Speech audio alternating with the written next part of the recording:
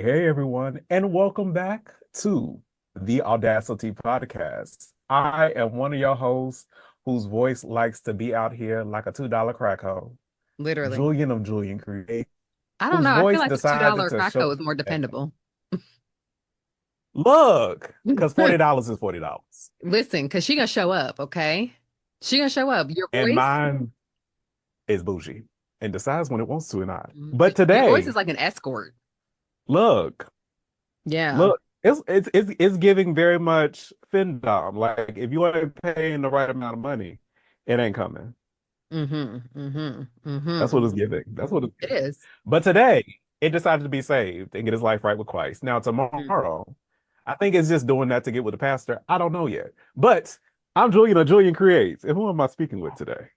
You know, um, keeping it drama free. We're just gonna keep it drama free with just Aaronica Cole. I love it. I love it. I love it. And I think we have somebody else with us I know. today. Listen, Julian, when I tell you that, I feel like I have been itching to get this man up on this podcast, like Look, itching. Like, I feel like actually I was introduced to Frank actually via you and around the same time that we started the podcast, and you were talking about him, and I was like, who is this?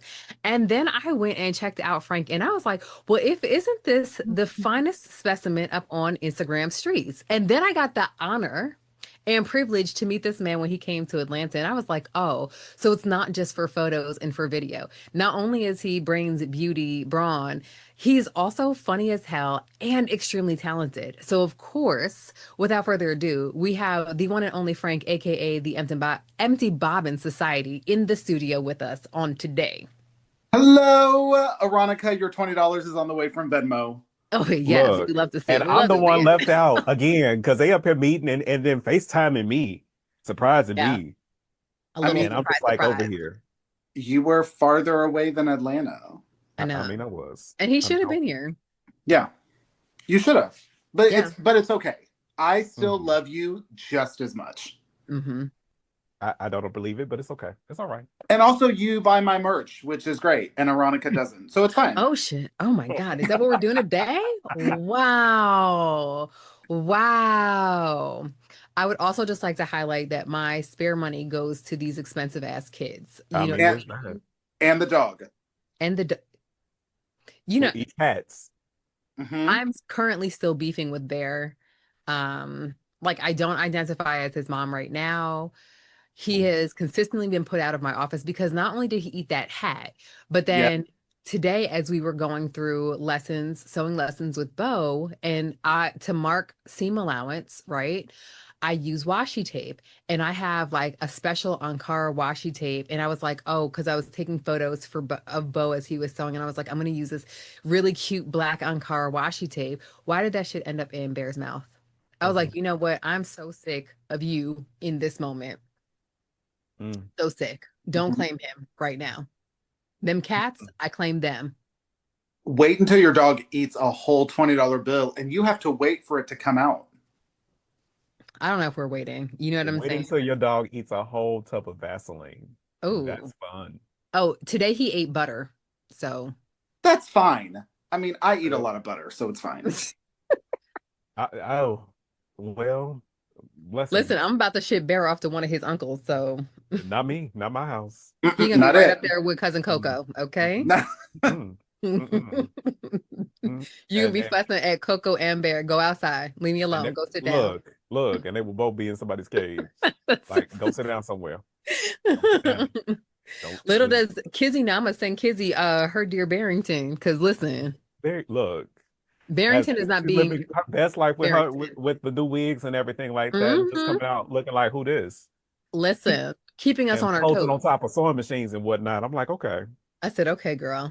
because it I would don't be know. my ass that tries to balance on a sewing machine, and you just see the whole thing go splat, and I'm out of luck. Even though, I mean, of course, in the I past think, week I bought now four. I was wow. gonna say it's totally fine because you have 75 million sewing machines. I think you can afford to lose one.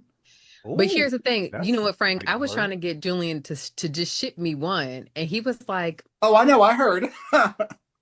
I was like, Julian, just go ahead. And he was like, but You at are first he was like, oh, well, I'm gonna just put this, I should just send you this one. I was like, you should just send me this one. And then now it's turned into, you see how he's playing with his hair Julian is the Thanos of sewing machines. You're just collecting them left and right at this point. at this point. Because there are some Infinity Stones I still need. And Yes. now no, I did just get one. So So there you um go. and I would tell it because I got it last night and I'm super excited about it. So it would randomly showed up on Shop Goodwill.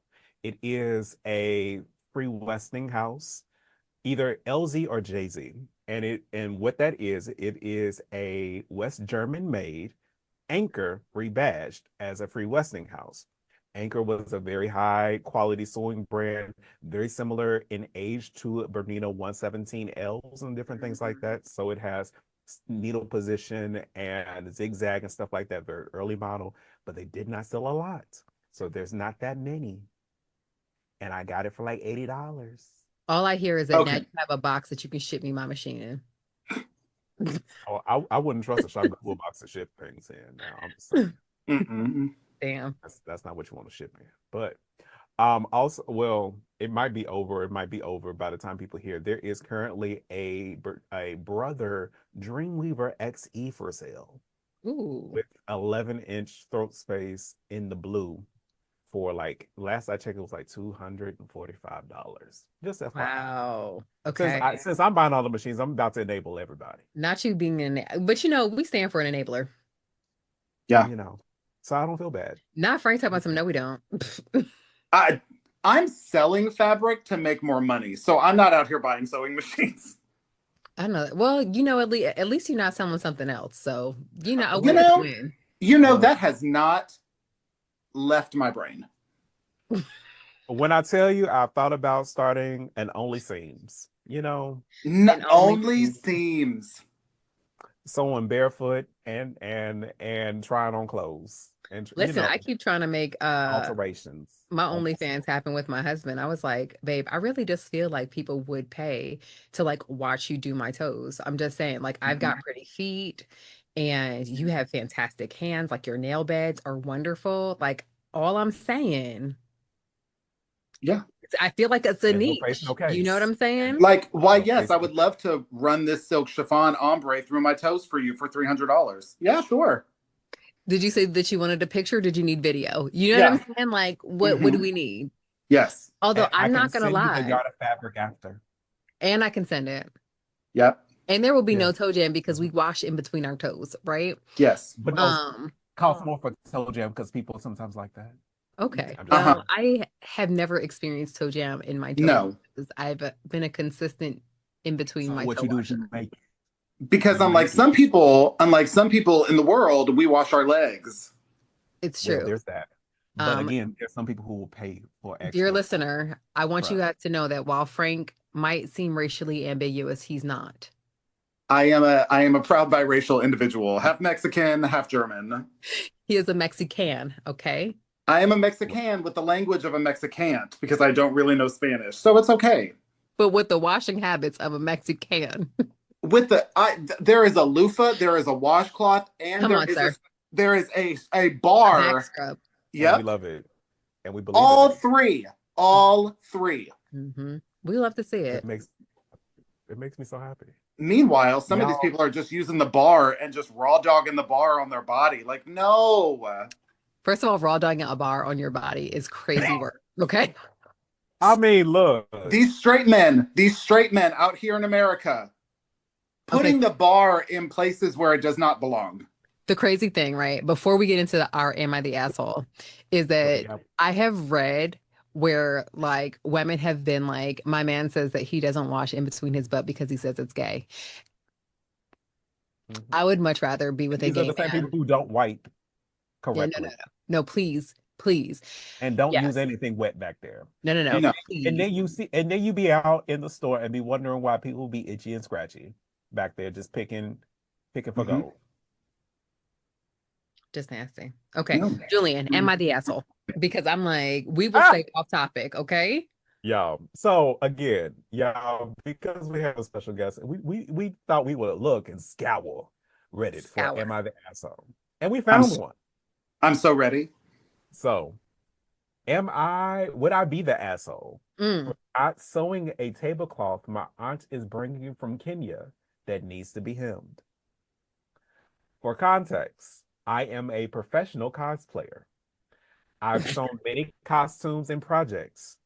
Due to this, many people in my life asked me to do all of their sewing, alterations, and making costumes.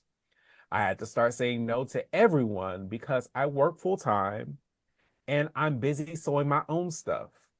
I make about, now this is crazy work, 3 to 5 costumes a week for Oh myself. no. Wow. I'm like, where you find the time for that? People who sew know that this is a crazy amount of costumes, especially with only sewing during my free time when I'm not working. It sounds like she on some booger sugar or something to do this. Not on Ain't no book. way. Ain't no way that you can 3 to 5. Well, That's a I guess lot. when I think of cost, I'm thinking of historical. So it must be like maybe like more spandex, jumpsuits, and stuff like that. Oh yeah, Mhm. Maybe. maybe. Okay. So, okay. But My also, aunt, how many costumes do we need? Okay, you look, know what? Don't let me digress us. neither here nor there. Yep. So my aunt called my mom because she is staying with us for a few days. My mom let me know. My aunt asked if I could hem a tablecloth that she got in Kenya. My mom already told her I could do it without asking me. I have to work that whole week, and I doubt she will reimburse me for materials. It is only a straight stitch hem. It would be very easy to sew, but will still take up time, obviously. She called my mom instead of me, knowing my mom will make me do it. I got mad at my mom for promising that because I'm busy. My machine has been snagging fabric a lot lately, and I'm nervous to hem it in case it snags and rips. I feel bad after I got mad at my mom, but she always signs me up to do sewing stuff for other people, and I'm expected to drop everything and do it. I don't get paid for materials. I pay out of pocket for them, and I sew for free. It's not about the money, but I do feel disrespected because of everyone taking advantage of my sewing skills.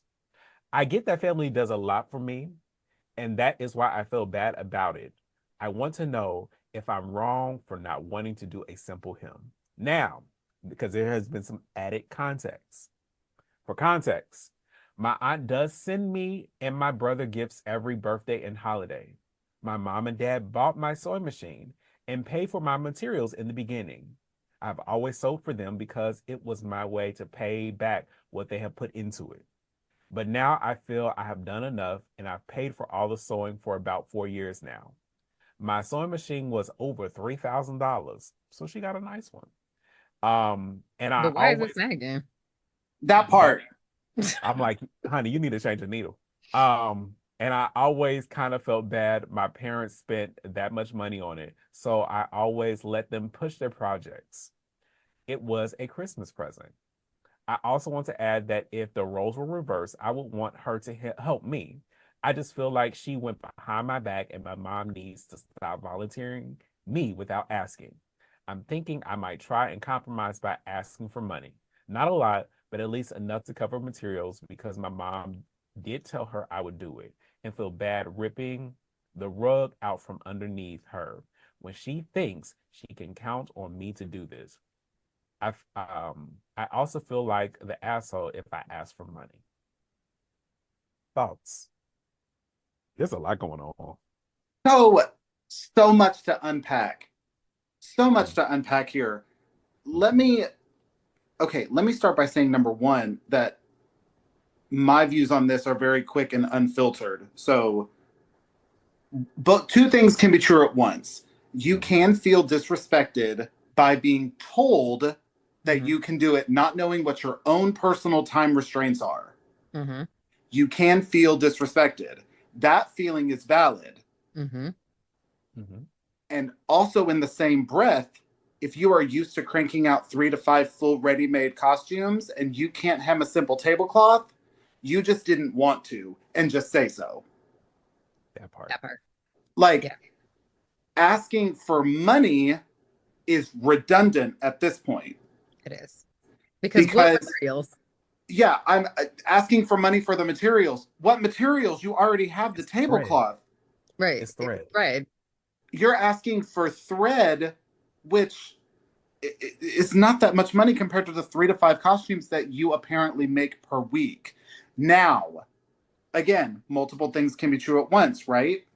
So, if your machine is acting up, just say so. Yeah. Like, okay, if Aaronica said, yeah, Frank can make that shirt for Julian, and I couldn't, I would simply say, hey, I'm so sorry. My machine's been acting up. I have to take it to the repair shop to get it serviced. It's going to take me longer to do that. If you need to get it done sooner rather than later, find someone else. Yeah. Yeah. Mm-hmm. Mm-hmm. But there's the mountain that she made out of this molehill is insane. Yeah. I just feel like more people need to be able to stand up and be like, hey, I don't feel like it. But also, I think that she needs to address the boundaries because I feel like I agree with her that I do feel like that's a violation. And like my conversation would probably be like, hey, mom, can you please stop signing me up for these things? And Mm-hmm. if they're asking you, simply redirect them to me because I know what my workload looks like, or I know kind of what my week is looking like and whether or not I can fit that in, or I can find a different time frame for them.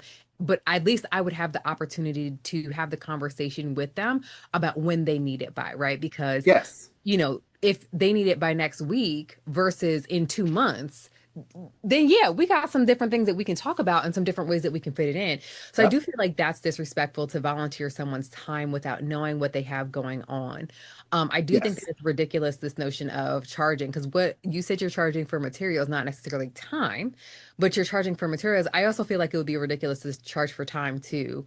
Especially knowing that your family does show up for you. Now, if it was just like some rando on the street that does not ever show up, or it doesn't feel like there's an opportunity for reciprocity, then okay, yes, we're charging, right? Like, again, I think that time, place, and there needs to have that conversation, but I don't think that there's anything wrong with protecting your peace or establishing boundaries so that way you can make the proper time. But I also feel like we have to stop um beating around the bush for when things simply don't work for us. Like a simple no is okay.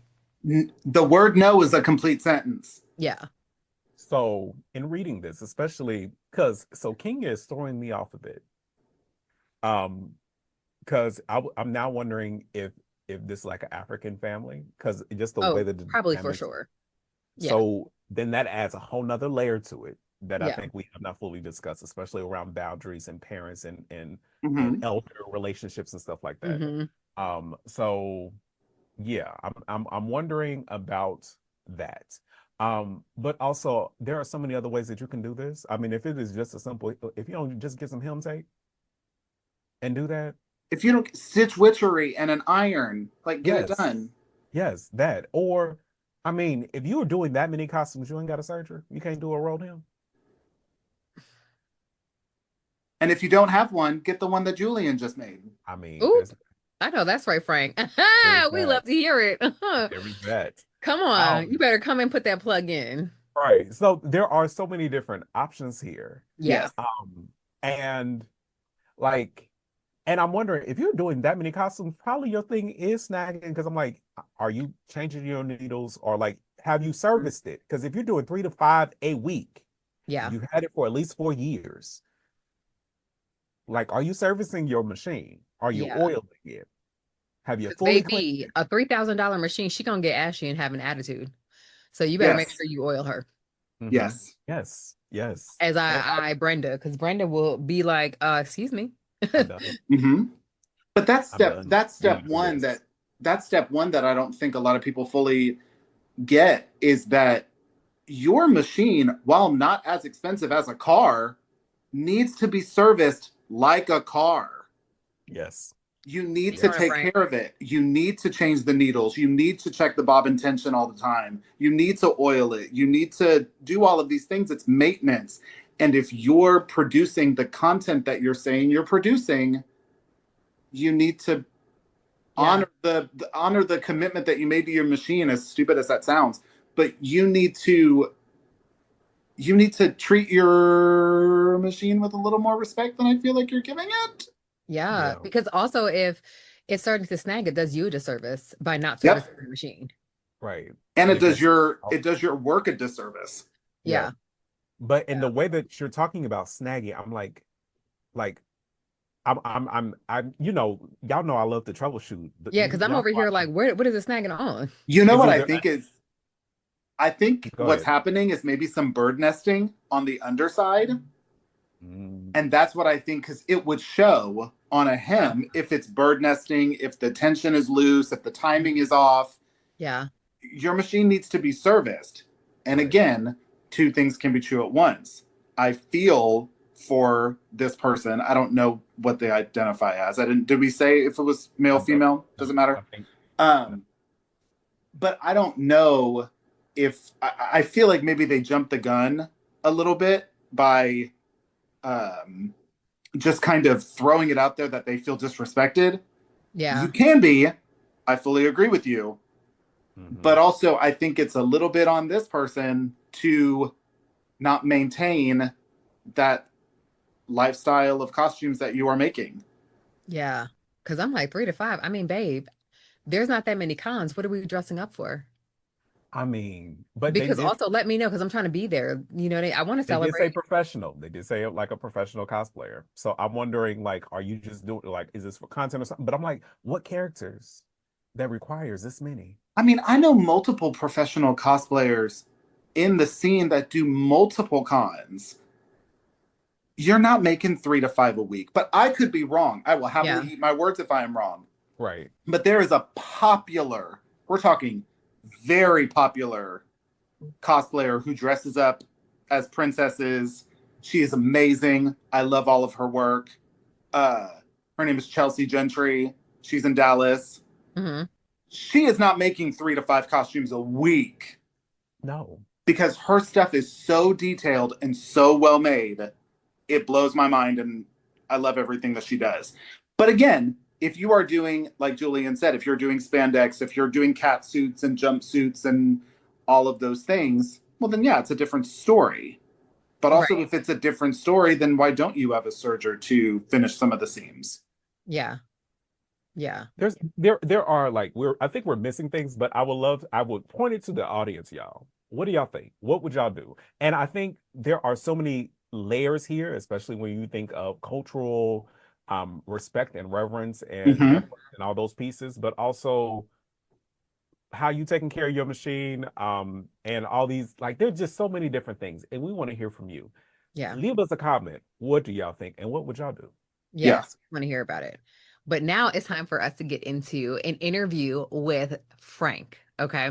So these now, okay, this is the moment to like chuckle with Julian about, right? Because when we started the Audacity, we were like, oh, we're gonna do monthly interviews. We're excited. We've had one. Okay. So judge someone else. Okay. We're not Judge a doing that mama. here. Judge a Right. mama. Exactly. Okay. Mm-hmm. Um, dare I say, I feel like the chemistry that Julian and I have, I feel like we do such a great job, which is the two of us, that we don't feel pressed to have as many guests as we thought that we would want to have. We still love having guests and we are bringing them back. But also, y'all heard in the last episode, life has been lifing. It has thrown us off kilter. We need guests who are flexible along with us and like that will slide into our DMs or allow us to slide into their DMs and be like, hey, can you do today at 7? You know what I'm Yep. saying? That's kind of where we are in life. Mhm, Again, save your judgment for someone else. Okay. mhm. But not only do we have Frank's interview today, but we are also jumping into some of the drama that has been going on in the sewing community. And in fact, the whole idea of bringing Frank in, outside of the fact that I have been like stalking him for like a year to have him on, was also because of Frank's sewing experience, right? So these are going to be some rapid fire questions, some rapid fire preguntas for my boo thing Frank, okay? So we want you to answer top of mind. No long thoughts. Oh We want God. it to be top of mind, first thing that comes to your head when I ask the question. Are you Okay. ready, Frank? As ready as I will ever be. Okay, so we're going to do the rapid fire question and then we're going to have you do your intro so that people have zero context for how you're answering this. Oh God. We love it. I know, it's so fun. They've got to stick around, right? Begin with the end in mind. I love it. Okay, so what does audacity mean to you in the context of creativity and crafting? Um, um, I'm sorry, I have unmedicated ADHD, and so this is okay. Welcome to the podcast. We all Right, do. all of us. Yes. So, okay, so to me, what was the question one more time? What does audacity mean to you in the context of creativity and crafting? The ability to make or do anything involving my creative mind and my craft that I could set my mind to. Okay. Like it. Okay, we like that. I'm not confined by rules. Yes. Yes. Yes. I like it. I could see that. Yeah. Yeah. Uh, can So you can you recall?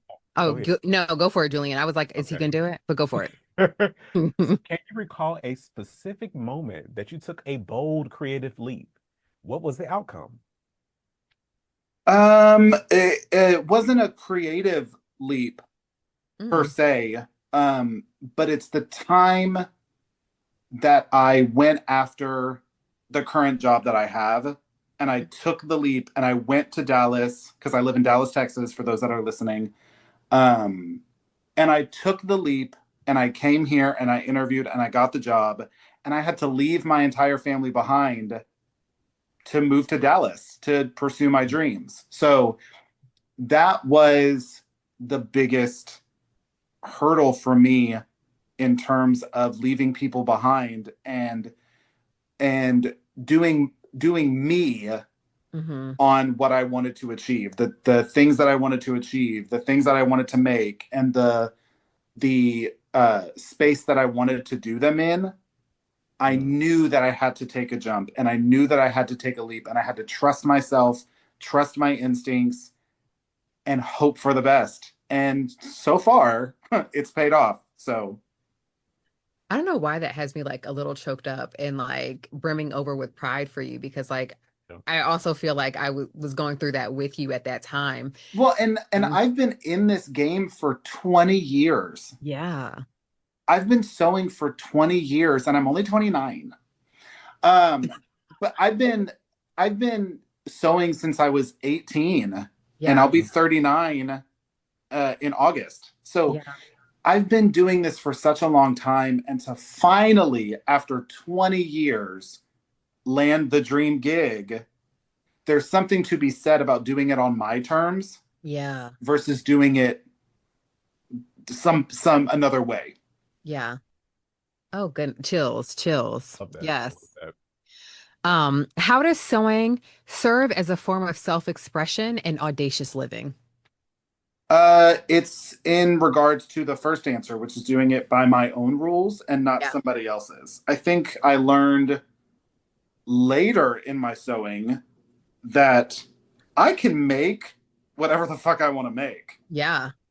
And Love I don't have to do what is expected of me. Yeah. And this can be a further discussion at a later time, but I'm expected simply because of my gender to make certain things, and I don't do that. Yeah. I this is a controversial yet brave statement. I don't like menswear. Mm-hmm. I don't like Mm. it. I find it boring. Yeah, well, there's that. That's I not I don't brave. I don't see shape. I don't see anything. I got into sewing because I saw women on the TV be beautiful, and I wanted to make women that beautiful. Oh, I love that. So menswear was never and probably will ever be in my mind. I admire and I bow down to people like Julian who make beautiful menswear. It's not for me. And the more I try to tell myself, oh, I'll be more well-rounded if I make menswear, Yeah. the more it just doesn't, the shoe does not fit no matter how much I cut off my toes, no matter how much I stuff my foot into it. the shoe just does not fit. And I just learned that that's just not me. Yeah. Mm. Which is crazy And because like I've seen some of the stuff that you've made and I think you did a including that fantastic lace job. shirt you just made. Right. Like That I'm I like, love. I feel like It's and see for me, again, controversial yet brave statement. I find it just a meh. shirt. Mm, I can see that. Give me a corset, give me a an Elizabethan gown, give me a Victorian ball gown with layers of ruffles and all of this. Give me bridal, give me that. To me is so I get a full dopamine rush Yeah. off of creating those things. Uh-huh. That when I made the shirt, the most interesting thing about it was the fact that it was see-through and you could see me through it. Which, you know, I Which is get it. Yeah. encouraging for the people. which Yeah. isn't, but that's not why I did it. I did it Right. because I saw the piece of lace fabric and thought, oh, that would be fun. Yeah. Yeah. Yeah. That is such an interesting take. And Yeah. honestly, when I first started sewing, that was my goal, was to focus on women's wear and couture sewing. Hmm. Um, and I can tell you how, like, I think I maybe have sewn 2 dresses. No, maybe 5. And it's so it's and I promise we'll get to the next questions, I'm sure. But it's so weird um that that's where people place me. Yeah. And the look Mm. on their face when I go, no, I just make women's wear. They're like, but why? You're a man. And I Yeah. go, yeah, I know. It's called Christian Dior for a reason. That part. That part. It's That part. Valentino for a reason. It's Right. Tommy Hilfiger for a reason. It's Mark Bauer for a reason. Like Mhm. Forward. It's Zach Posen for a reason. Right. Yes.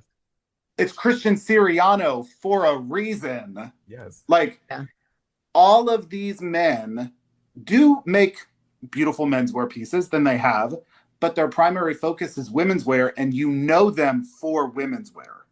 Yeah. Yeah. Very true. This is And not one of the questions, but this conversation does lend itself to this question. As you're creating women's wear, are you creating women's wear for the women's gaze or for the men's gaze? my sole focus has always been to make women feel the most beautiful that they can be. Okay. I Yeah. don't des- I don't design for I certainly don't design for my eyes. I want it to look beautiful. Yeah. Um but I've dressed size 0 girls and I've dressed size 24, 26 girls Hmm. and everything in between because I'm that talented and I know how to. I know that's right. Come on, sir. Come Come on. on, Um, sir. Come on. Come on, sir. He said but because I'm that talented. Hmm. and it it's just what I'm good at. Yeah. And so I've always wanted, at the end of the day, if I can be known for one thing, it's that I've always wanted to make women the forefront. Hmm. I was raised by beautiful, strong, I'm not going to cry. I was raised by beautiful, strong, independent women my entire life, between my cousins, my mother, my sister, my 96-year-old grandmother. Like, why would I not honor these amazing women and make it for somebody else? Hmm. No, I make it for women to be beautiful in, or for anybody that identifies as a woman to be beautiful in. It's just, Hmm. it does me a disservice to do it another way. Yeah. I I love love that. that. I love that. So the actual next question was, what challenges have you faced in your creative journey and how did Audacity help you overcome them? Which I feel like is actually a perfect question for where the conversation was going. Um, those same challenges, the the need, or the feeling of or actually no, not the feeling, the expectation to do this because I'm this, Hmm. Hmm. and I don't subscribe to it. I don't. Do you ever Love have that. like the imposter syndrome of maybe I shouldn't, or maybe this isn't. I have imposter syndrome, and God bless my boyfriend. Oh my God. My boyfriend, Chris, is literally one of the most amazing men that I have met in my life, and I'm so glad I met him. I get imposter syndrome even after 20 years in the game. Yeah. I get imposter syndrome often. Mm-hmm. I I suffer from anxiety. I've suffered from depression before, some of it involving my sewing, where something won't go right that I've done thousands of times, and my brain fires off that I'm just not good enough to do it. Mm. Even though I've done it multiple times. But that's when I put the project down and I walk away from it and I sleep on it and I come back and it's fixed. So 9 times out of 10, it's because I didn't sleep and I need to go to bed. Facts. Because That's real. rest, right? Like Yes. that's Rest is transformative. it. Yes. It really, really is. It's taking a step away from the project that's causing you stress or causing you grief, putting it down, taking a breath, drink a glass of water, Come on, water. and step away from it. Yeah. And if you can't physically step away from it, like sometimes it happens at work.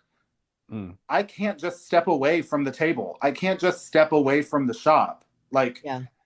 I have to keep going. I have to find a way to silence the monster, to silence the brain, and we have to keep going. I can't tell you how I do that because sometimes I don't even know. I just do it. I love that honesty. Yeah. So, can you share an audacious craft or crafting or sewing project that pushed your boundaries? And what did you learn from it? Oh, God. The first corset I ever made. Mm. The very first one. Y'all, I thought that it was the best thing since Betty White and sliced bread. Like, you couldn't tell me nothing. And then I realized and I learned more. And now I see the photos and I'm like, you're fucking stupid. That was bad. Like, that was, it was just terrible. I didn't use the right fabric. I didn't flatline it with the right things. I didn't line it. I used the wrong boning. I used the wrong eyelets. Like, and after doing it over and over, again, practice doesn't make perfect, it makes progress. Mm-hmm. And now I have a mentee, a person that I mentor here in Dallas. They live in Denton, and they sent me a DM one day about they just had a question about their sewing. And I'm like, cool. I love answering questions about sewing. I love it. It makes my day. And it was just a random, I don't know what the question was. And it has turned into this amazing friendship. And I've met them and I met their boyfriend. And it's just a rewarding experience to share knowledge that I have learned over the 20 years so that they at 19 don't have to take the same amount of time that it took me to learn it. Yeah. Like, because I didn't go to college for this. I don't have a Same. degree. Same. Like, so Look. if it doesn't take this person, Colin, so long, then it's worth it. Right. I will happily share knowledge. I will share industry secrets if it doesn't take you as long as it took me. Yeah. Because I'm not over here pulling up the ladder behind me. No. Right. We're not doing that. We don't gatekeep over here. It's just y'all. Yeah. Leave the doctor stopped us before we signed some of these contracts that we signed. Yes. Oh. Not to mention the contracts. Ooh. Stop. And so it's really obvious that you're really passionate about sewing, and really passionate about creating, really passionate about what you sew, what you create. How has that influenced other parts of your life? Oddly enough, I keep them both very separate. Wow. Okay. I've, they're not complete 180 Yeah. differences. I'm not passionate about sewing and then think my family is stupid. Like those. Mhm. No, my family is incredibly supportive, and they're my biggest fans, and they love my work, and I couldn't ask for better family. Yeah. But I my studio is a separate room in my apartment. I don't take work home. I I can shut the door to my studio at the end of the day Yeah. and forget about it. Right. Mhm. And Mhm. then I turn off that creative side of my brain because if I kept thinking about it, I would go insane. Man, Mhm. how do you turn it off? I don't know how to turn it off. I read, Hmm. um, I veg out on the television and watch Netflix. I'll watch Great British Baking Show for no reason. Yeah. That's a good one. I completely zone out for a quick second and then I do something else. I run, I go work out, I go shopping, I do so many other things to the point that it's a little detrimental because I'll forget about it. Mm. And I'm like, oh shit, you have that dress to finish. Go in there and finish it. Like, so I turn it off and sometimes I shouldn't. Gotcha. He We says sometimes understand. I shouldn't. Sometimes I So, shouldn't. look, as a person who's only sewn once in Lord knows how long, but that's another conversation. So what advice do you have for listeners who want to infuse more audacity into their creative endeavors? Listen to yourself. Mm. You know what is best for you and your craft. Yeah. Mm, At the end of the day, you have to be okay with it. Yeah. You have to go to bed at night feeling fulfilled in what you've made, feeling Hmm. fulfilled in what you've created, feeling fulfilled in the progress that you've made, and where you're doing it or who you're doing it with or whatever. hmm. If one of those answers is I don't know or no, Yeah. you need to fix it. And for me, the audacity of it all is the unabashed opinion that I could start over at any time. Hmm. Mm. I could do this in Dallas. I can pack up everything and move to Chicago and do this. I Yeah. can pack it up. I know people in Los Angeles. I can go over to Los Angeles and do this. I have the audacity of and Julian will probably agree to this. I have the queer audacity that I can do anything I want. I love it. So I miss that gene, and that's the problem with me. But I found it later in life. But my audacious nature is there are no rules. There is no right. I'm gonna say that there is no right way to do it, Because we're about to get into that. with the caveat of there is a wrong way. oh, Ooh, I there you like go. that. I There, was There like, may there you not go. look, let me write that down. Let me write that down. somebody tag girl with the notebook. There is no right way, but there is a wrong way. Mm-hmm. Hmm. Because Hmm. she's And ready. Hmm. What? yeah, exactly. And those are your rules. Those Hmm. are yours to figure out. If you want to make a Victorian dress out of ripstop nylon, go for it. Come Go on. for it. Do it. I believe in you and I will fully support you and answer any questions you may have along the way. Hmm. Why? Because who am I to tell you how to make your own stuff? Yeah. Who am I? Come on, Frank. And Love it. there are too many people in the sewing community, not the two of y'all. There are too many people in the sewing community that we have given a platform to that are telling people how to make their clothes with what material Ooh, and how they should be finished, how they should be photographed, how they should be sold, how they should be. That works for you. That does not work for everyone. And the moment you start pushing your own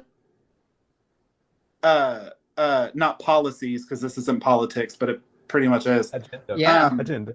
It's an Yes, agenda. agenda. Yeah. Well, when you push your own way of doing things onto someone else who doesn't do them the same way, why?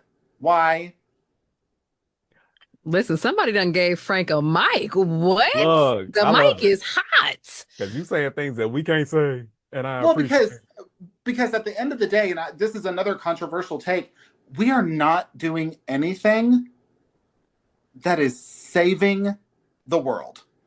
You mean we're not doing like brain surgery? So you mean to tell me doing that him ain't gonna save Aunt Glotilda? No. So you mean to tell me that if I don't press every single seam, somebody will not pass away? I could give. This is we're gonna test the censor bar because I'm about to say this one sentence with a lot of expletives. I don't give two shits if you didn't press your fabric at the end of the day. You can't afford an iron? Cool. Great. I don't care. Why? Because who am I to tell you how to do your craft?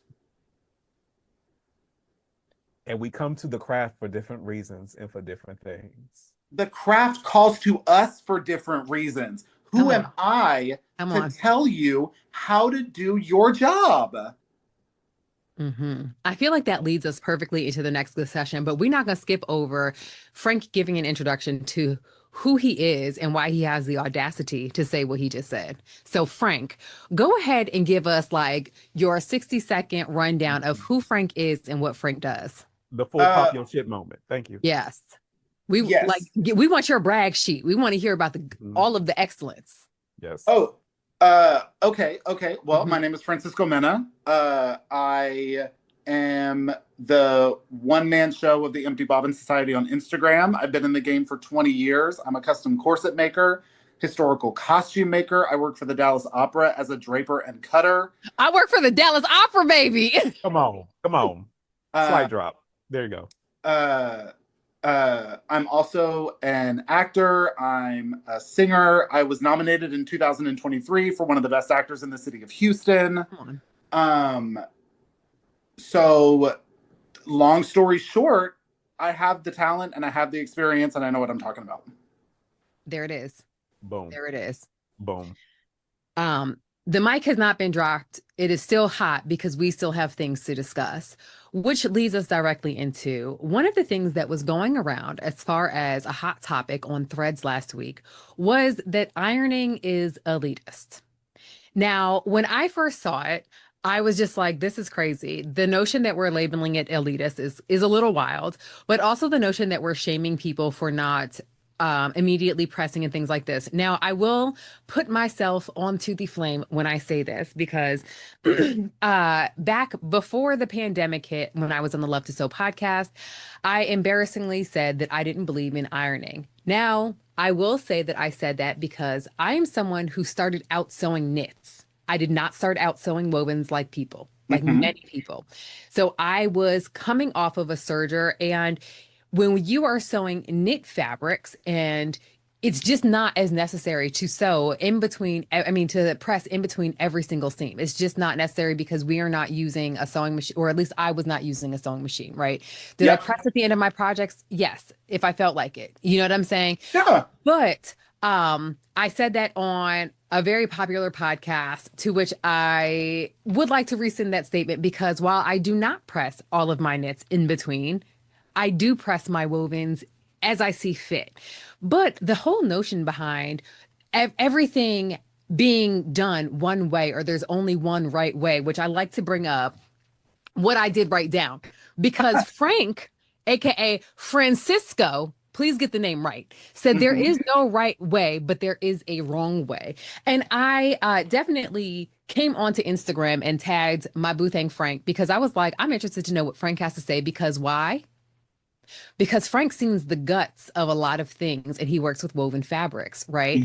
And so I was very interested, of course, in this take. I definitely brought it to Julian as well, but we're going to get Frank's hot take on this drama that was afflicting the sewing community. And well, first, let me start by saying that I removed the Threads app from my phone because I can't.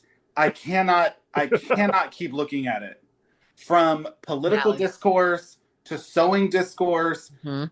I can't. I can't keep looking at it anymore. Mhm. So I removed it.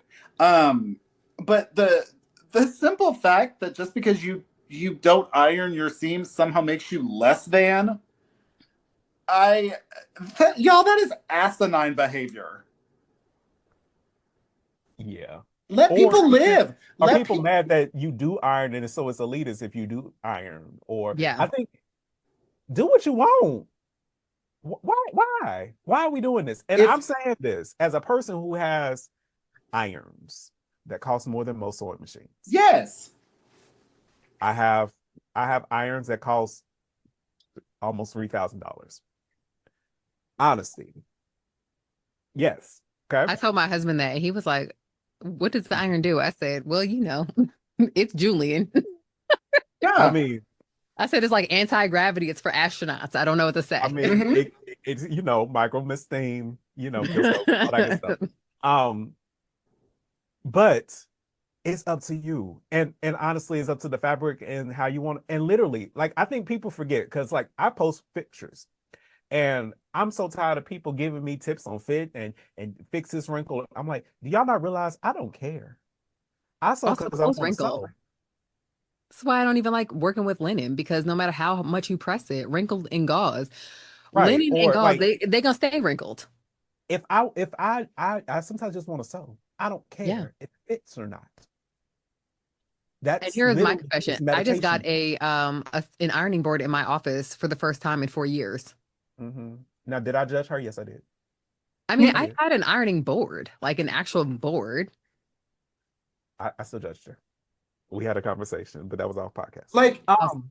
hmm hmm but the notion that it's somehow elitist or classist to be like, oh, you didn't iron your seams. All find go touch grass. Go touch grass. There are better. I'm a gay man trying to survive in America. I don't care that you Look, didn't press your seams. I don't look, care. I feel like we should celebrate that they're seams. and they're holding together. You Listen, because ran yes. you ran that through your sewing machine and it did not snag, pun intended. If it's a look, I'll tell you right now, on a mock-up, I don't press my No, seams. Why? Because I'm about to pinch them and take it in anyway.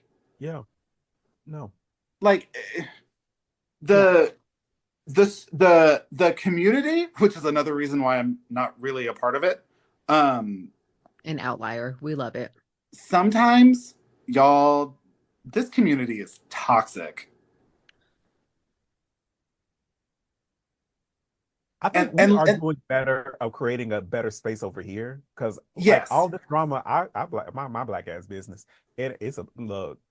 I feel I like men, and I feel like what I'm going to say is going to sound like it's a little sexist, right? But I feel like the men in the community, y'all don't get afflicted with as much drama because there's not nearly as much catered to you, right?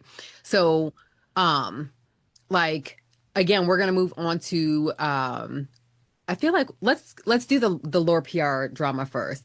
but But like also I will say that you've been in my Facebook group and there be drama there and be listen, they be mad because somebody up in there showing a thong and I'd be like, "Oh, what pattern is that?" child, but I if I child. like can, the but if I can quickly piggyback on that comment, we're not involved in the drama because we are not invited to those groups.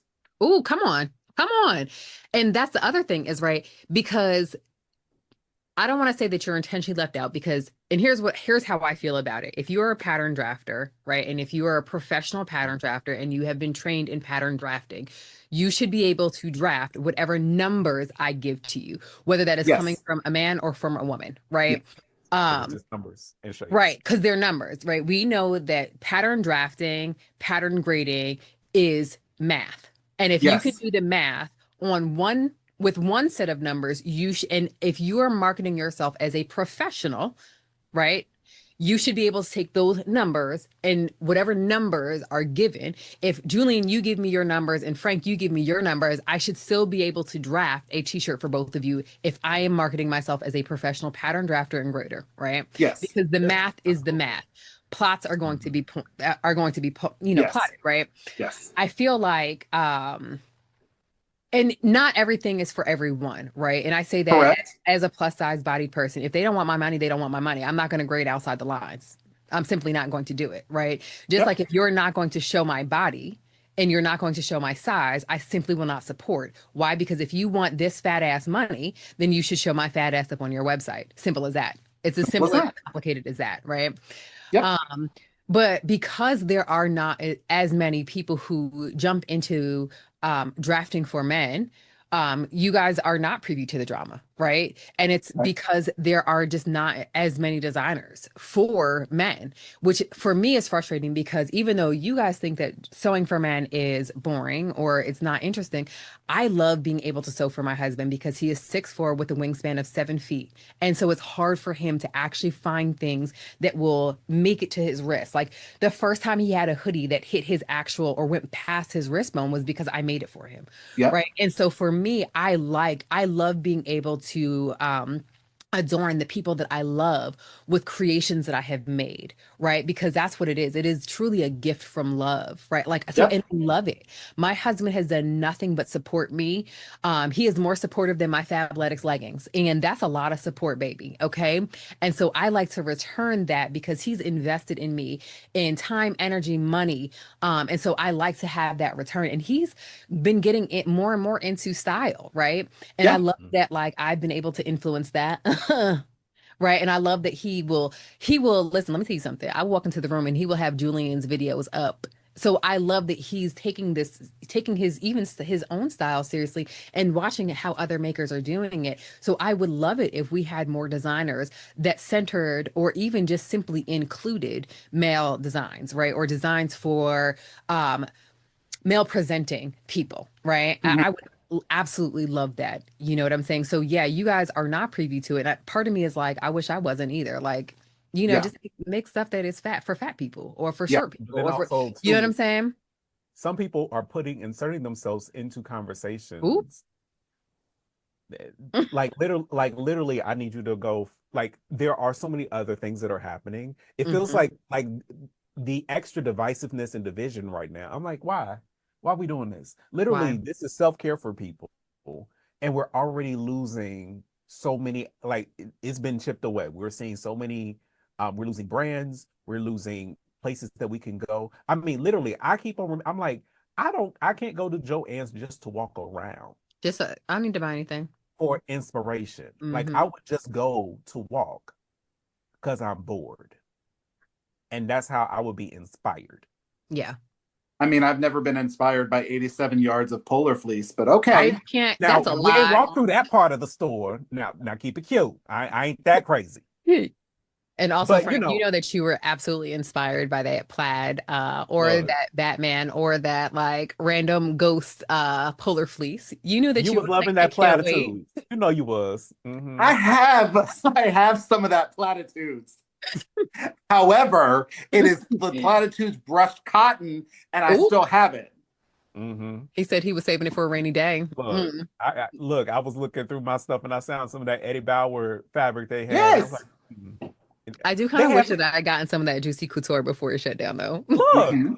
there was some good stuff. Or like, or just even going to thumb through patterns and Yeah. stuff like that is how I gain inspiration. Hmm. And Yes. can I draft my own? Yes. Yes. Yes. Do I have patterns out the ass? Yes. Yes. Do I Hmm. have all the books? Yes. I say all the books. Listen, I just put more books on my bookshelf back here. All of those are sewing, style, and fit related. Yep. Looking at my shelves right now, most of them are pattern drafting books from Hmm. anywhere from, I have Japanese, I have Korean, I have German, I have Hmm. all the things. I don't want to do that sometimes. Sometimes I want it done for me. I just want to cut it out. Yeah. Now, Yes. as we're talking about visibility, also think of everybody is not wearing oversized. I don't need 20 inches of ease around my chest. Just like not everybody is trying to be wearing a paper sack. or look like they're a sister wife. I don't belong in a field. It's I a don't want to look it's like it. at the end of the day, it's just another V-neck tunic top. Look, look. I'm trying. Yeah. Look. Which leads us to, if you were to test a pattern that is new, Hmm. what do you feel like it should be the expected time of that test? Um, 2 to 3 weeks. Okay. Okay. Julian, Paid or unpaid is the question. unpaid. Well, or maybe, well, no, unpaid. So probably 2 to 3, Okay. closer to 3. But paid, Mhm. you can require more. Okay. Okay. Yeah, So now when we talk about payment, are you talking about affiliate sales or upfront payment? Upfront, like no. up front. Okay. Yeah. And I'm not asking for $500-$600. I'm asking for maybe at least cover the fabric that you're asking me to make this out of. Okay. Yep. That's such an and listener, we would also like your input on even that payment option, right? And so this is actually not the question, but I do want to put this in that I actually prefer affiliate sales. And the reason why is because if I, as a content creator, create the content, like, and I pull up my Like to Know It app because I'm on reward style and I know that everybody is beefing with Etsy, cool. I am beefing with them too, but they are an affiliate within there and I get paid from all of the patterns that I refer there. In Hmm. any given month, I'm making between 3 and 4 figures or upwards of almost 4 figures from my affiliate sales simply by just sharing the link, right? By sharing Yeah. the pattern that I'm wearing, which is way more than I would earn with an upfront payment. So I'm putting that into you guys' ear as well as to dear listeners' ear that Right. if you are with Reward Style or if you're like an affiliate for, say, like Made for Mermaids, where I design for, we offer affiliates. If you are an affiliate and you do YouTube and you share or and you do these things, make sure that you're using your affiliate links because you can earn way more than an upfront payment could possibly offer you. And you have the ability to host sew-alongs and have people buy through your link. Or after you've done the sew-along, now they see what it looks like on a real body. They're like, must have, right? Hmm. So that is an opportunity to earn even more. So just offering that up as just a bit. But Yeah. So, and I think with that, so in talking about that, like I'm thinking of a both and. So I'm thinking mhm, of, especially for testing, if it is $25 to $50 to mhm. cover fabric costs with that opportunity for affiliate sales, I think that is an equitable way to do it. Yes, I Yes. agree. So Yes. I think that's the balance there. I'm not Yeah. asking for like $150 or something like that, unless you're Yes. getting multiple garments, Right. Hmm. like a whole collection of patterns or something like that. That's different. Yeah. But there be that opportunity for affiliate sales, especially if you're using my pictures and stuff like that in your like likenesses or something like that in Yeah. perpetuity. Come on, Then perpetuity. we Yes. need to have a larger discussion. Yes. Contract verbiage. Hmm. Hmm. So listen, the internet went, or not the internet, the sewing community also went a little, there were some words that were shared because Lore PR. Now, I am a very big Lore PR fan. I have been in her tests before.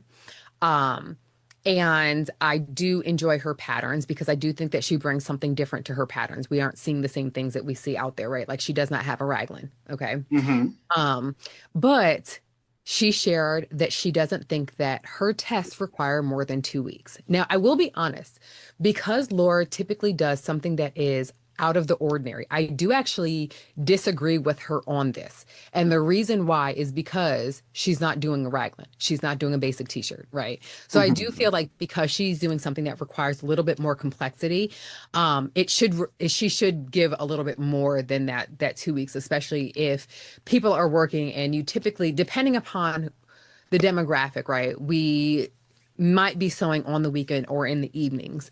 Like her tulip trousers are beautiful trousers. She's got like 3 different views.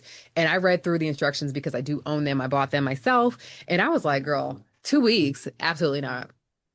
Because I don't even really like to read tutorials, but I would have had to have followed that tutorial in order to get to where she was going with each of the views, right? And for the neurodivergence, depending upon how you process information, depending upon how you learn, it might take a little bit longer to fully digest what those directions are giving you, which is the reason why I actually disagreed with her on this. But the people did not like that she shared this. And I actually do like that she did share it because she's opening up the floor for discussion. But in it, she's saying she's not really asking for a whole lot of feedback. She's really just trying to get people to go through, follow the tutorial, put the pieces together to make sure that they get what they came for, right? Yeah. Not necessarily a whole lot of feedback on like design lines or anything like that, which honestly, as a pattern designer, I agree with, right? Because a lot of times when I'm going into these tests, and even as a pattern tester, they're like, oh, your feedback form. Listen, babe, if you have a question about the construction, put it in the question section, right?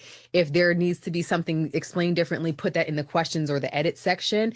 But if we're talking about design lines, I came in here with specific design lines in mind, not necessarily opening that piece up for discussion, right? Yep. So I do Not feel changing. like with that, I understand what she's saying. And she's like, I've already tested this. I've already pieced it together. Everything has been trued up. We've done the lining up. I've done the professionalism behind it. I am giving you 2 weeks to sew the garment. Yes. But the people didn't like it. So I think especially when you are taking up time for two Hmm. weeks of my like and not really giving me that, I get 2 weeks for things I get paid for. Hmm. You get what I'm saying? So Yeah. especially if you just try to pay me in the pattern, but you want me to use my fabric and everything like that, that's Okay. like there is a balance of that. But then also too, then probably if you are working on such tight dynamics of timeline, Hmm. then you need to have a closed pattern testing group that you of testers that you know are willing to do this. Like you already have that relationship, you know they fit in within your size range and stuff like that, and you just asking for these pieces or something like that. Like that is going to be if this is how you want to do it, understand that I think, and I'm coming now again. Y'all know I work in public health philanthropy, especially on community power building and getting community input on things. So when you are doing this process of trying to get community input, then you cannot provide this tight timeline, or you need to better gauge your expectations of what you expect. If you are just, I think people need to say like, I don't want to hear nothing else, but how does this sew together? I'm not Yep. asked because this is not going to be I'm not drafting this for you. You are not the every person, and that you want a ruffle here or you want me to bring the neckline down. That's what you want for you. Yep. That's not going to work for everyone. But and I think what is happening, we're also not getting that in this process. But because you are doing these open call testing, and not everybody has been primed on how to be a tester. Mm. Yep. I have a YouTube video for it if you need help. Yes, you do. Because we've had this conversation. So Mm. I think there is like that. And I think that, are you doing some type of tester orientation of what is expected Mm. when you are Yep. doing this? And then you can also talk about timeline. I remember I did a test once and I did not make it past the fit. I'm like, this is a hot ass mess. Hmm. And I basically ghosted the company. I was like, I ain't doing Damn. this. Yeah. I it was bad. It was bad. Not I've go the whole damn company. I did. I don't I've never been a pattern tester. I'll be honest with you. I've never tested a pattern for anybody. That's fine But because I'm gonna loop you in for when I move into my mail tests. what I can tell you is, as somebody who used to do marketing, who used to do community engagement, membership development, Come on, credentials. it is important that you set expectations from the jump. Hmm. And if you do not, expect people to say something about it. Yes. And just like you had said earlier, Julian, if those things aren't clear, if the orientation was never given, and you say, well, I don't think it should take that long. Well, you didn't say so. Mm-hmm. Like, Mm-hmm. I don't have that. I don't have that timeline. And Yeah. again, I don't know who this person is at all. I quickly grazed their profile just now. Uh, Beautiful gowns, lovely pants. I don't see why it would take a long time to pattern test one of her things, but that's just me. That's me. So, and I'm gonna say this as on the side of drafting things for community or doing so-alongs and stuff for community, Mm-hmm. common sense ain't common no more. Nope. And you better act like everybody don't know how to sew Yep. and has never seen a sewing machine when you are creating stuff. Like we are learning in this world, you have to play to the lowest common denominator. Look, and the denominator currently is in hell. I'm just saying. That is an opinion expressed by Julian of Julian Creates. Sure enough is, and I'll stand 10 toes down on that shit. How about that? Yep, it's in hell. Yeah.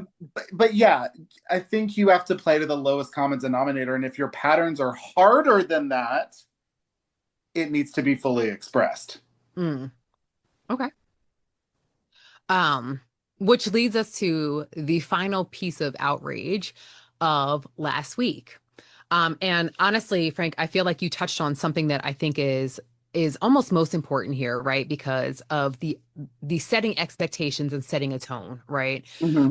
So this week, or rather last week, apparently daughter Judy dropped a new pattern. Yeah. When the new pattern dropped, there were a lot of comments because again, she does not have her plus sizes back up on the website and things like that. Now, I have since muted daughter Judy's account for me because again, like I said previously, if you are not showcasing or highlighting fat bodies, you don't want my fat dollars. So simple as that. After seeing the comments that came in, she then went on to her stories where she gave us a Joey Swole apology. Not Joey Swole. Which then landed on her timeline in the form of a carousel. And she then turned off comments after 48 hours because she had allowed a lot of fat shaming to occur, and as opposed to correcting people in the comments and continuing to take accountability for the frustrations of the plus size community, she in turn accepted the apology from straight size sewists who told her not to feel bad, as well as others who told her not to feel bad. I have since checked out, but I am interested on you all's take as far as kind of how that went down. If you guys have opinions at all. So I checked out her profile just to get an idea of maybe what we're looking at. Because again, I don't know her. I don't know her. Carrie. I don't know her work. I don't know a lot of people's work though, Aaronica. Let's again. I mean, you know mine, and so that's really what's important to me. I'm just trying to survive here. So again, multiple things can be true at once, right? These trousers with the little watch pocket, cute. Were these trousers supposed to be made plus size and that's not what we were given? Is that the case? So what the case is that she has, actually, when she first came out with daughter Judy, she was size inclusive, and on her original website, it featured size, like her original branding was just this beautiful, dynamic branding that was in motion. And like her models were in motion, like they were both fat bodies as well as thinner bodies, but there was lots of movement, and her photos really gave it girl, really gave trendy, really gave, oh, this is something different. And I honestly want to say that I think that Chelsea, who owns daughter Judy, is a fantastic pattern drafter. Like she's consistently included plus size. But for the plus size community, it's very similar to what Target did to the Black community, right? whereas Target made the Black community feel as though they were here for us because they had these programs that were uplifting Black entrepreneurs and putting us at the forefront and making us feel like we were cared about in a very similar way to what Daughter Judy did in the beginning, where she included plus size bodies from Jump Street, included plus size bodies on that website, included us and making us feel like we were it, like not something Mhm. to hide behind. She went through a rebrand, and in her rebrand, and I understand her wanting to photograph things in such a way that you could clearly see the design lines a lot easier, because when you're photographing in motion, some things can get lost in that, right? She wanted to use fabrics that were able to kind of show off those design lines, which also feel like that's super cool. When she came out with her rebrand, she only rebranded and came out with two straight size models under the guise of it was too expensive to have plus size models. As opposed to having one plus size model and one straight size model, she decided to go with two straight size models. She also consulted a firm that did not work with the home sewing community nor her target audience, thus leaving them out. Now Okay, so and I apologize for oh interrupting no, you. no, go for it. So from what I'm hearing is that she rebranded, and she rebranded in such a way that cut off a big portion of her target audience. Would I be correct in assuming so? Yes. Mhm. So that, oh, Aaronica, you may hate me. Um, that's her prerogative. Oh Mhm. yeah, it is. For Like, sure. so that if that's how she wants to rebrand herself, then let her rebrand herself that way. If if now the issue comes in is if she touted all of this inclusivity and then didn't deliver on that, then that's the issue. And that's where the issue lies in, is Okay, well that then yeah, then that's a issue, and throwing it as a guise of, oh well, plus size models were just too much money, then put it on a hanger.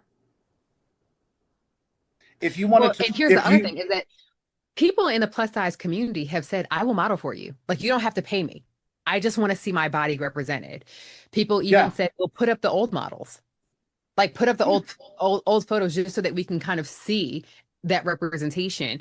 Um, to which none of it has had any kind of response. And I think that the greater issue is there's two things that I will say that I think that has consistently been talked about. And the first being, one, that instead of using one plus size model and one straight size model, she opted to go for two straight size models, right?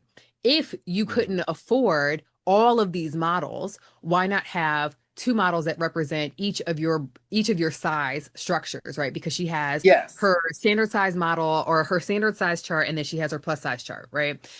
She only had her standard size chart represented. The yes other issue that presents is that she set an expectation, which is why I said the marketing thing. She set an expectation with her audience that within a couple of months, she would have the plus size models up on the website. It has now been a couple of months, and she's still talking about thread colors and fonts. And her audience doesn't care about that because hmm she, again, set it up so that we had an expectation. And yes so now she's saying something. I think that she's saying something, and I could be completely off base with this, which I'm open to, but I think that she's saying something now because the plus size community has since said, well, we're not supporting until we see like our sizes represented. Us. Mhm. And if you yeah want our dollar, then you should show us. To which her response has been now she's saying, okay, well, I will stop drafting and focus on getting the plus sizes represented. And it's like no one said to stop drafting, but you have another model that has been photographed and she is not plus size, she is mid size.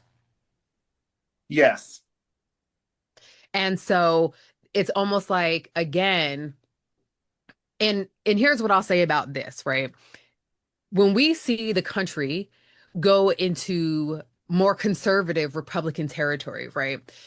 Immediately comes back the heroin chic look, right? And it's no longer about body positivity. It's about everyone should be thin. And it feels as though at the same time as like Target was like, oh, we're going to get rid of this DEI, we have seen others very similar to how Julian shared that we're seeing brands shutting down that are inclusive, that are crafting, et cetera. We're also seeing the same thing happen with plus sizes. We've also seen, even with the big five, if we even Yep. take a look at their plus size rollouts, they have been abysmal at best. In fact, since my designs are no longer being accepted for Nomi, we have seen 0 plus sizes come out of the Nomi fashion, like factory at all. Right. So we're consistently seeing the plus sizes drop off as we are going to becoming a more conservative country. Right. And when you started out as a plus size inclusive brand, to cut off that hand, it makes that Yes. community feel like it was performative at Yeah. best. Yes. And I agree with you there.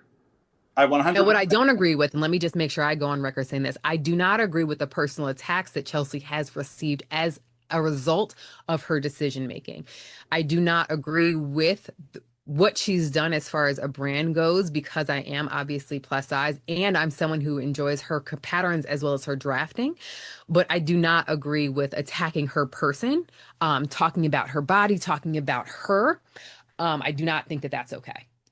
Oh no. Well, Again, it shows how, as a community, sometimes we don't know how to have discourse and we don't know how to talk Mm, anymore. hmm Um, and we see this a lot in crafting spaces. Let's be real about it. hmm Um, and we don't have any like common decency and couth, but yet we want to be different than Common the world. decency and couth. it's when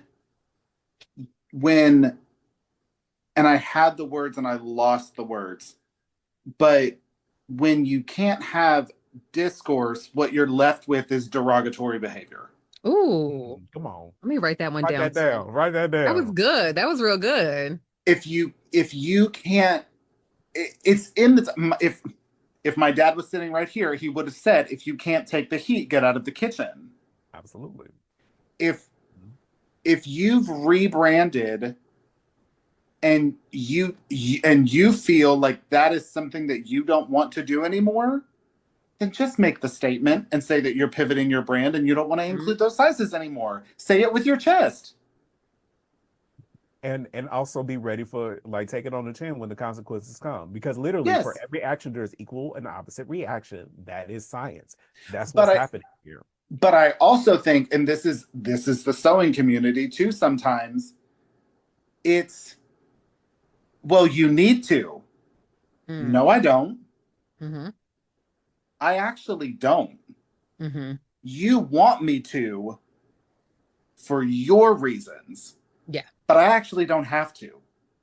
And it's funny, I actually feel like that would be received more than Yes. the promise, or almost like Yes. the fetishizing of the plus size body of, oh, I love designing for plus size bodies. They're so fun. Okay, wait, that's weird. But also, if you quote unquote love it so much, then showcase our bodies.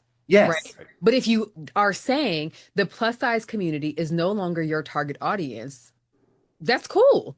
So Don't lead the community on Yes. and make it seem like it is when that might not be it. You know what I Yeah. mean? Like even before Gertie expanded her size line, and I'm not even like a vintage baddie, but when she did not have her line that was expanded, I was like, cool. I'm not her target audience, so therefore I will not Yes. be purchasing. I'm not part of her Patreon. I'm not going to do any of this, right? And I think that that's fine because not everyone has to be a size inclusive designer, right? We see that No. often with different brands that are ready to wear. Okay, cool. yeah. Yeah. But also be honest. As Yep. Julian said, say it with your chest. You know And Yes. what I'm don't expect saying? my money and don't expect to, like, and I think Yeah. so, and I think the people who are, and this might be controversial, but we being controversial to this evening. The All because of idea, Frank. look, What? and look, Look, it's that Leo season, so that's look, what it is. It's Leo season. that influence. So I think what we are seeing and what is happening here is that when groups of people who are used to being centered Mm-hmm. historically are not, they are Yep. outraged when they face not rejection, but just exclusion. Mm. Yep. Then we see it up in arms. Oh my God, I can't believe this. When there's other groups and other marginalized and minority groups who have different looks and different shades, who have been facing this for a long time, and we're like, and keep it moving and find our ways to get around things. Yeah. We're in a Yeah. world now where literally what is being excluded is not just what has historically been excluded, and it's now being Yep. expanded. And people who have never experienced that in their life are up in arms in a way that they have never, like, let's be real. There are many gay folks when gay becomes a thing because that is their mantra of minoritization of things, and that gives them, that's their spice, and that's the only spice that they have, and that's the only thing they have to rely and rest on. But and that then becomes like, you can't reject me or you can't exclude me. I'm like, but it happens, and there are other people, because you exclude them too if they don't look Yeah. just like you. So I think, again, there then allows for a broader conversation, but a lot of times we are so stuck on stupid we can't have. And Yep. we forget all, like, it's like we've been huffing on something and we forget all of the IQ points that we need to have interpersonal communications that I swear we all learned about. This is why we need PBS, and this is why we need Sesame Street, because we learned about these topics and these things. We have forgotten how to use them. No, I think we yes, some people may have forgotten about him. Some people just never cared. Oh, There's that. There's that. Some people got fed and they didn't think about feeding anybody else. ooh, So that's But fine. what So they're then saying is a now, hard ed makes for a soft ass, because they're now landing on that ass. yes. And when the ass doesn't have no cushion, it hurts. oh, wow. So Audacity podcast, y'all. sorry, On your genetics. like I'm Latino. I don't have to worry about that. And he But said he like, don't skip leg day. I know that's right, sir. Right. And he don't. no, I don't. He don't. I do not. But in the discourse of not just whatever this person, what is this person's brand name? Oh my God. Daughter Judy. Daughter of Judy or daughter Judy? Daughter Judy. Daughter Judy. Okay. You know it, Frank. I wish I didn't. I don't like the name, but that doesn't mean I don't like them. I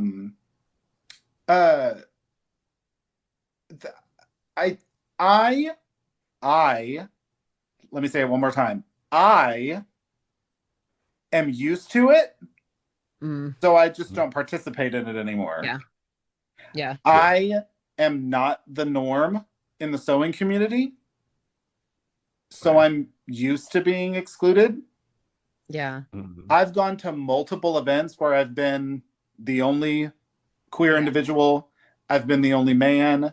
I've been the only, white passing biracial Latino person there. And there are people that don't want to come and talk to me. That have said, "Oh, I'm intimidated by him." And I'm like, why? I could possibly understand why they were intimidated by you. Yeah, but at the end of the day, I'm stupid, y'all. Like, or smart. I think, and again, while I'm learning, while I'm growing as a maker, I understand. But I just don't associate myself with it anymore. Yeah. It used to really bother me that I didn't have a community to go to, that I didn't have spaces to go sew with my friends, spaces to go sew with like-minded individuals. It used to really bother me because this is something that I love doing. Why can't I do it with other people? It bothers me that you feel that way. And here's the thing, right? Like, I also understand that Atlanta has a different demographic, right? Because Yeah. like we definitely, I mean, you met Jay, Yes, I love who Jay. who has been in classes with me and stuff like that, right? Yeah. But and I feel like Jay represented this when you met him, that like he loves our studio and feels right at home Yep. at our studio. But it bothers me so much because I swear that Julian has said probably verbatim the exact same thing to me. And the fact that many of us have joined or started to sew, whether it was because we wanted to beautify someone else, like you alluded Hmm. to earlier, Frank, or you wanted to make yourself feel more beautiful, like myself, right? Yeah. Either way, we've come into this craft, into this, and I don't even want to say craft because I feel like when I say craft, it feels like a hobby because it's not. But we've come into this arena for the purpose of no longer desiring to be an outlier. Correct. In a world, and you guys are still feeling like outliers. And to Yeah. me, that is so bothersome. Well, and again, I am, so while I feel that way, I'm not centering that Yeah. in my work.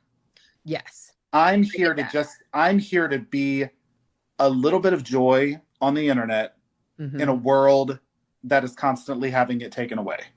Mm. That part. Mm-hmm. Yeah. So I can still feel excluded, but I don't center it in my work and I don't talk about it all the time because it's not, there are other people, there are other minorities, there are other people that need the exposure. Mhm. Mm. There are other people that need to be uplifted in the community besides my white passing gay ass. Mm. So it's redundant for me to keep talking about it, but it still happens. Yeah. But I don't talk about it because it feels like a pick me. But I don't want that. It just happens to me. Right. Yeah. So it just is what it is. But again, I'm not going on my Instagram talking about it all the time. Yeah. I could, but I don't because it doesn't get me anywhere. I don't know. I feel like There's I need that. to marinate on this some more because, I'm like, I don't want to be like, oh, I'm queen mother of inclusivity, but because of my natural nurturing, like ambiance that I bring, I like for people to, and here, I'm not saying that you don't feel safe, comfortable, or included by me, but I like for people to feel, um, like they have community, only because like I too know what it feels like to not have community and to feel like an ally. Like, in fact, I was talking to Julian about this earlier in the week, where I was just like, I do feel like I'm left out when I see pictures of Yeah. like people who get together and they're like hanging out, and I'm like, I'm within proximity. You know what I mean? Mhm. And so like I understand what that feels like. And of course, as a plus size person, like my hip size barely puts me in a lot of these sizes, Yeah. and that's only after losing 100 pounds, right? So prior to losing 100 pounds, I was no place near it. And so, like, Yep. I know what it feels like to be like, ooh, I love this style. Let me just, as opposed to drafting it myself, let me just a la, Julian, just be like, oh, let's just see if I can find it pre-made because I don't feel like drafting it, Yeah. and so I know what it feels like to have to pull that up. Um, but it doesn't feel good. And I don't like for other people to have that Yeah. feeling. And I will, and I know we're running long, but I will finalize it by, or try to finalize it by saying I'm okay with it also in the same breath. Hmm. It Yeah. sucks, but I'm okay with it. There's a group in Dallas that's 30 minutes away from me that does sew-alongs and retreats, and they get together, they have fun, they have parties. It's not for me. Mm. And that's okay. I want to go on record and say I don't think it's okay. No, but it is okay because that's their demographic of Yeah. how they want to do that. I'm totally okay with it, and I love the person that organized it. I reached out. I was told that it's a women only event. Totally cool. Great. I did not know that. Thanks so much for letting me know. I wish you guys the best. Is there co-ed events? Yeah, we do have co-ed events, but only like a couple in a year. Great. Put me on the list. But I see them having fun, and I see the community, and I see the maker spirit of it all. Yeah. And I want to be more involved. Yeah. But that space is not for me. Right. And it's okay for it not to be for me. And I think that mentality is what some people are lacking. Yeah. Not Everybody, every table. yeah. You don't deserve a seat at every table you visit. You just don't. I'm not allowed at certain tables. It's okay. It really is. And that is the honest truth. And the more I try to push myself into places that I feel like I belong in and I deserve to be there, what is that really saying about me and my work? Or my worth? Did I push myself in because I believed that I needed to be in there? Yeah. Or was I invited because my work speaks for itself and they want to see me? Yeah. And I think Go ahead. And I think that the more people try to demand that they be included simply for one reason. Yeah. You are not the two of y'all, but you are sacrificing a part of the craft that you don't realize that you're sacrificing. That's not why you got into this. That's not why we make clothes. We make clothes as a form of rebellion. It's protest. It's this. And to demand that protest be involved in every single space isn't really a protest then.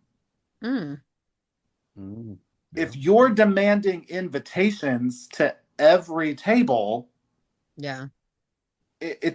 you're not really doing yourself a you're doing yourself a disservice by demanding invitations, by demanding all of this, all of and I can't think of the words, but we all know who we're talking about, the people that do this, because it's like Julian said, it's being taken away from them. And so they are angry that they're feeling what everybody else has been feeling for a while now. And we're like, yeah, welcome to the club. Right. We're trying to fix it, but you keep blowing holes in it. Like, stop blowing holes in the ship, dude. You just got here. So it definitely does seem, and I think, and what I'm hearing is that you can take your toys and take them to where you want. And usually what is happening is that there are other people who gather their toys as well. Find those people. And I think if you are nice, and if we come about with a spirit of curiosity and openness to learn, there allows for better connections, better discourse. And I think right now, because we are so closed off in so many different ways, we are losing those spaces of connection, especially at a time. I think everybody is really trying to hold on to the small pieces that they have and what feels safe for them, especially in a time of uncertainty. And honestly, let's be real about it. That is what sowing confusion and chaos looks like. They want to isolate you and separate you so that they can then get you kind of like an enemy and attack you, essentially, mentally, physically, emotionally, and creatively. By taking your creative outlets away, that then really helps to bring down your devices mentally, emotionally, and physically. Then you are at a way that you will then be willing to try different things and that are not your normal. So let's all remember, and this is not for just in our conversation, but also for the audience, that people are still out here and that there are still good people that Yes. are around. Like, be willing to talk, be willing to find the openness, be willing to find your connections that are there. And it may not be on the main stage that you already are, but usually there are so many different other options out there. And if you have questions, be willing to ask. Because a lot of times, now some of these Facebook groups are trash. Don't ask there. Yeah. But They are. most of us, we answer DMs. Like, ask a question Yeah. if you are struggling or something like that. Feel free to ask. And then there are, and we might know people that we can connect you with in your areas, or that you Mhm. can find online or something like that. That then builds community. I think Yep. we are, especially at a time like this, community is what matters and what is important, because now it's less about only just building community. It's within those communities that we're seeing movement, and movement Mhm. is what brings lasting change. And Yeah. that's what we need. And we need to make sure that we have the movements ready to be mobilized and ready to go, especially as chaos continues to happen around us. Now more than ever, know that you are not alone, and that Mm. people are sometimes thinking the same way that you are. And if places don't seem to be fitting for you anymore, pick up your toys, pick Pick up your and go. pick Mhm. it It's okay. up, Yeah. pick it up and keep it moving. If the place no longer serves you, you are more than welcome Mm-hmm. to unplant yourself and plant yourself somewhere else. I think Mm-hmm. that's a beautiful sentiment. By all means, Yeah. pick up yourself and go somewhere else. Yeah. Like, you will. And I think as makers, in a broader blanket statement as to all the things that we talked about, we will make mistakes. Mm-hmm. We will make mistakes. We will fuck up. We will say the wrong thing. We'll post the wrong thing. But if we can't go, ooh, that wasn't right, and here's a list of reasons why that was not right, and I apologize for this, and here's what I'm doing, because we Mhm. all three know that an apology without change is not an apology at all. Manipulation. Yes. And Yeah. if you say, well, I'm sorry you felt that way, well, you're not really sorry at You're all. not sorry. Right. Come on, So Joey Swole. you have to be able to take the accountability and the action and go, you know what, you're right. Mm-hmm. And maybe it's time for me to welcome other people into my space that have a different viewpoint, or this place does not serve me anymore. I think I'm going to go up and pick myself up and go somewhere else. Well, I hope you find what you were looking for. Yeah. Like, And it's funny because like I feel like I disagreed with you before, but like now I'm just like, in actuality, I've always agreed with you. I just don't like how you say it because I don't want you to ever feel unincluded because I love you, right?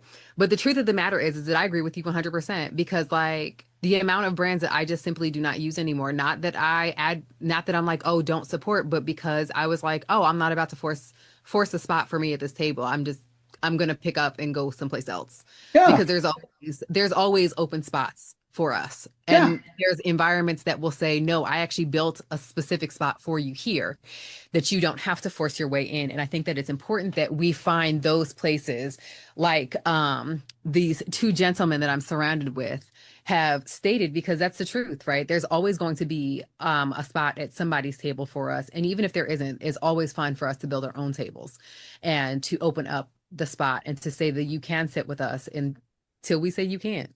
So, and I try my best not to say that people mm-hmm. can't, but I will be the Right. first one to tell you, and there will probably be DMs. I'm not everyone's favorite. That's a lie. You're my favorite. I know that for a fact. I'm not everyone's cup of tea, and there are sewing influencers are out there that'll probably listen to this and go, yeah, you're right, I don't like you. Oh my God. Great. Cool. I just think you're so funny and so I ain't annoying. either. I mean, We just the people on this there block list I'm on, Jesus, I feel honored.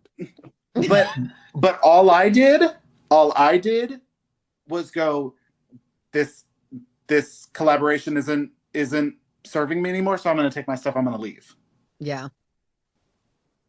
That's I not think that being saying able to do that takes a lot of maturity and a lot of security. that's not stating that I don't like this person. Right. We just don't vibe. Yeah. Mm-hmm. That's not a an example of their work, of Hmm. their worth as a maker, of their business, of anything else. We just we just don't vibe. Yeah. And I think now we're trying to find community, so we're trying to reach out and see me, come over here, I need this. Yeah. And you're not for everyone. Yeah. You shouldn't be for everyone. You should be for the people that give you the ability to be your 100% self, Yeah. And honor who you are. and Yep. see that and go, you know what? Yeah, you are really, really cool. I see you. Yeah. I learned that a lot when I moved here to Dallas. I I tried to throw myself at people, Mm. and I went out and I went to the bars and I went this, and I tried to find friends, and I thought I found friends, but as I was around them, I was like, no, I don't, we don't have anything in common. Yeah. And so I took myself out. Yeah. Greek exit, took myself out. I think people see that and they see malice behind it. It's not. Chose you. I'm choosing me, and Yeah. and I'm sorry if that makes people feel bad, but You're it's not the truth. sorry. I no, but I can understand why people feel that Yeah. bad. I'm not that much of a narcissist that I'm like, I don't care what you think. No, I do, but I'm going to explain to you why I did the things that I Yeah. did. Yeah. If you want me to explain them to you, but if you come to me with a defensive comment, then I'm not going to try to associate with you. Right. Hmm. Right. Or if you cut not a defensive, an offensive comment about why we don't talk, well, that says more about you than it does about me, dude. Yeah.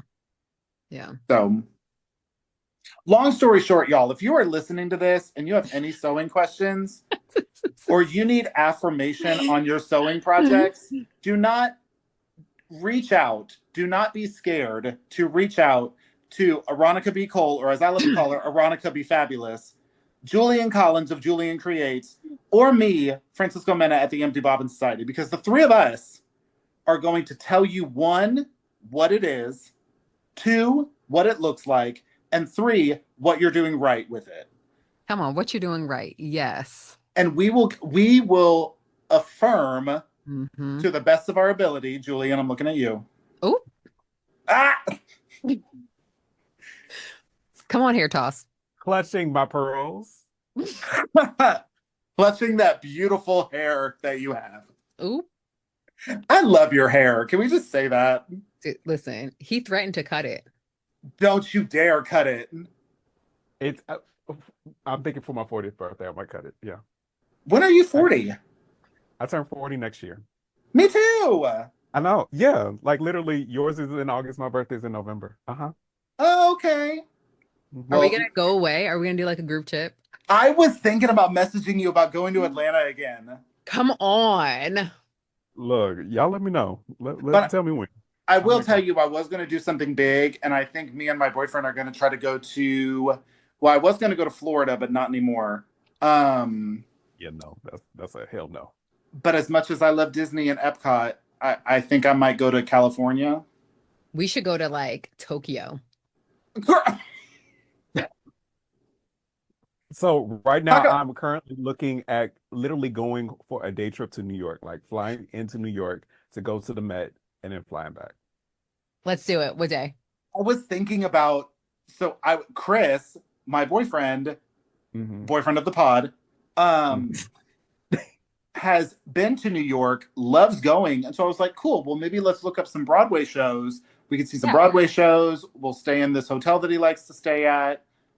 We'll make a good weekend out of it. So I think that's what we might be doing, and I think it might be maybe September-ish.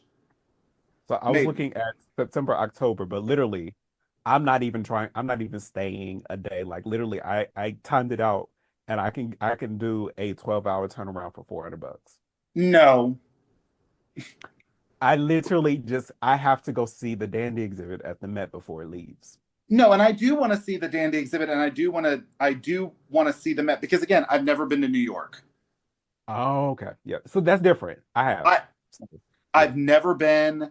I've been to Florida, California, and Wisconsin and Tennessee And Yeah. Atlanta. and Atlanta. Sorry, Yeah. but that's So it. Okay. okay, that's different. We're gonna That's get different. you, we're gonna get you to New York, okay? Yeah, that's different. Now, But you need to go meanwhile, shopping. meanwhile, my boyfriend, half British, Oh. has been to Europe, to all of these places, and I was like, okay, well then when are we going? I know that's I right. mean, look, I just went on my first European trip in March. So there's that. Well, he's also leaving me on my birthday to go to the UK for a wedding, Well, Um, but it's fine. We've okay, already he talked owes about you. it. He owes you. Yeah, he owes you New York. No, he's getting me something nice. Oh, okay. tell him he better bring you back some authentic Liberty of London. Yes. Ooh, I do Yeah. have authentic Harris tweed from Scotland. Oh Okay. wow. Yeah. If Um, if But you need long time Liberty of listen, London silk for a corset. You need to let Yeah. him know. You need Liberty yeah, of yeah, London. yeah. Let me know Uh if you need my measurements. if you oh And mine too. I have some good couture that I want to like break into for some corsetry. If Listen, you want I'll to send make you me my a corset, listen, just you let tell me me what know. you need, okay? Because Yeah. I I've will been cinch wanting to this make a waist in corset. just for you. I'll get these titties high and mighty just for you, babe. Yeah. I as I will mine. So all that I have. Look, we can everything can Yeah. Everything. We can make Everything it lift. lifted. happen. Just Everything lift. lifted and looking right. Yes. Lifted, loved, and looking right. That's Hmm Look. yes.